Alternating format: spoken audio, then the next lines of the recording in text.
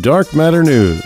I'm Leo Ashcraft. The future of rapid response medicine is here. A special gel created from algae that has caused quite a stir online. The kicker? It was invented by someone who wasn't even old enough to get into a rated R movie. It's called VetiGel, and it's purported to help deep wounds stop bleeding within seconds of application. The way it works, as described by its inventor Joe Landolina, is similar to the way Lego blocks link together. When the gel is applied to a wound, even a rapidly bleeding one, the polymer structure of the gel reassembles into a mesh, a wall of microscopic Legos of sorts that quickly creates a strong barrier to the bleeding. On inventing the framework for the gel, Mr. Landolino describes himself as a tinkerer, and at the time he had an abundance of algae as a working source of research, which is when he first noticed the reassembling nature of the materials.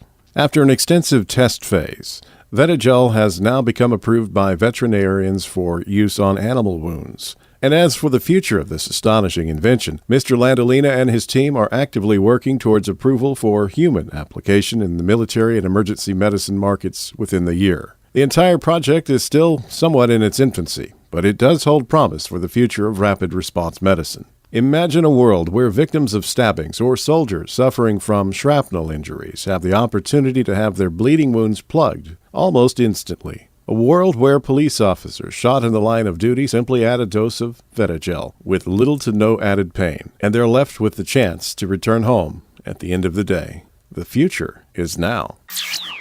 Oh, so much paranormal and weird news out there. So little time. We need your news tips. You can become a Dark Matter news correspondent. Expose the darkness. Join us at darkmatternews.com.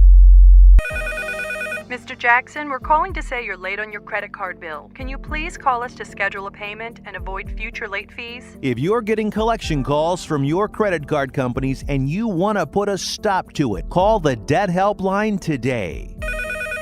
Mr. Jackson, we've been trying to reach you. If we don't hear from you soon, your account will go into collections. We can help you stop the late fees and significantly reduce the amount of debt that you owe. Mr. Jackson, this is our last warning call. The next call will be from our legal department. If you have an income and you want to get out of debt faster than you ever will on your own, call right now for a free 15-minute debt analysis that I promise will change your life.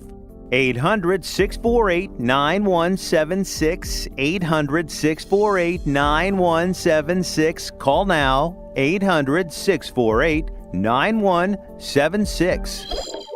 Sunday night, September 27th, around 7 Central Time, will mark the appearance of this year's fourth and the last of a tetrad of 4 consecutive lunar eclipses spanning 2014 to 2015. The blood moon eclipse should be visible in Western Asia, Europe, Australia, North and South America for approximately 3 hours and 20 minutes. Unlike the last eclipse of April 4th, the third tetrad, with totality lasting only about 5 minutes, totality with this eclipse will be visible for an estimated whopping 1 hour and 12 minutes in several parts of the world. While some televangelists and spiritualists may proclaim this as a sign of end times, with tetrads and blue moons concurring with the Jewish feasts of Passover and the Tabernacles, to some unknown readers it may be less apparent that these are not out of the norm, as these events were already a part of the sequenced Jewish lunar calendar. Incidentally, 3 of the 4 eclipses were not visible at all in Israel, with this last one expected to be barely visible at the end before sunrise this September.